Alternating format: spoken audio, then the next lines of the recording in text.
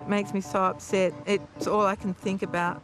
I guess it's like being accused of something you haven't done. Suzanne Hartley lives on a disability pension. She's now being pursued by Centrelink for a debt of about $1,700 after being accused of misreporting JobKeeper payments she received. It's so unjust, so unfair to almost like not worry about the millions and billions of dollars that they're owed, but chase the people who can least afford to pay them back. Centrelink is chasing more than 10,000 people it says were paid too much in welfare, while they were also getting JobKeeper through their employers.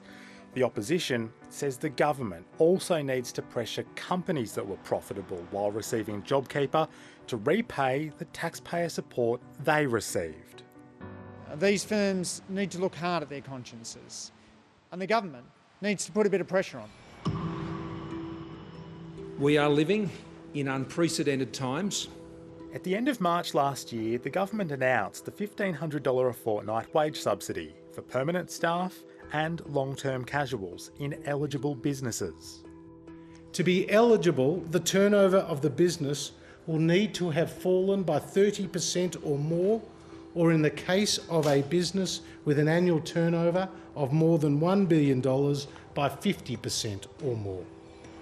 Businesses could claim JobKeeper based on an actual fall in turnover or a projected fall. But as 730 revealed earlier this year, while many did it tough, about 1 in 6 businesses suffered no fall in turnover during the first 3 months of JobKeeper.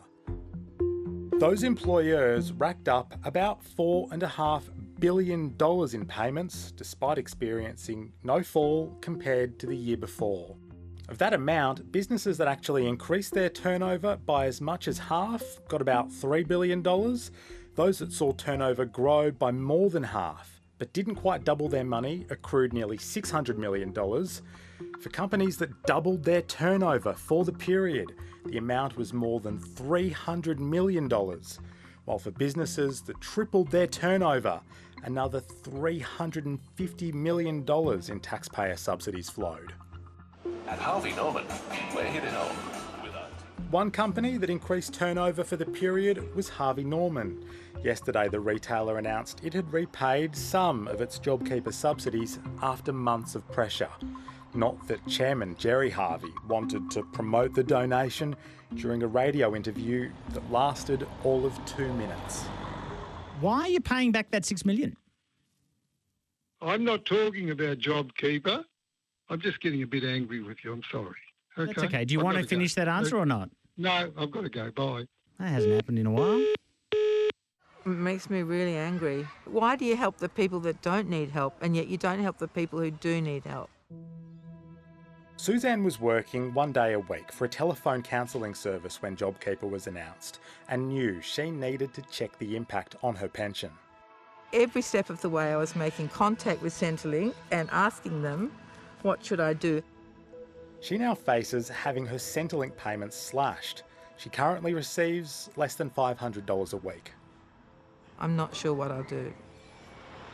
While it's long-standing policy to claw back over payments from welfare recipients, there was no mechanism built into JobKeeper to recoup money from firms that were profitable after qualifying for the subsidy.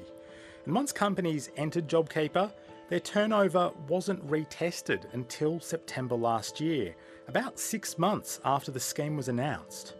730 can reveal that of the 150,000 JobKeeper firms that increased turnover during the scheme's first 3 months, about half were up during the following quarter as well. In about 6 months, this group accrued about $6 billion in taxpayer subsidies. Josh Frydenberg could have moved much more speedily to tighten up the scheme, and yet he sat on his hands. It is a disgrace. Labor and crossbench senators want to pass legislation that would reveal all companies with turnover above $10 million that received JobKeeper, a move the government is resisting. The taxpayer has a right to know, because this is the largest waste of government money in Australian history.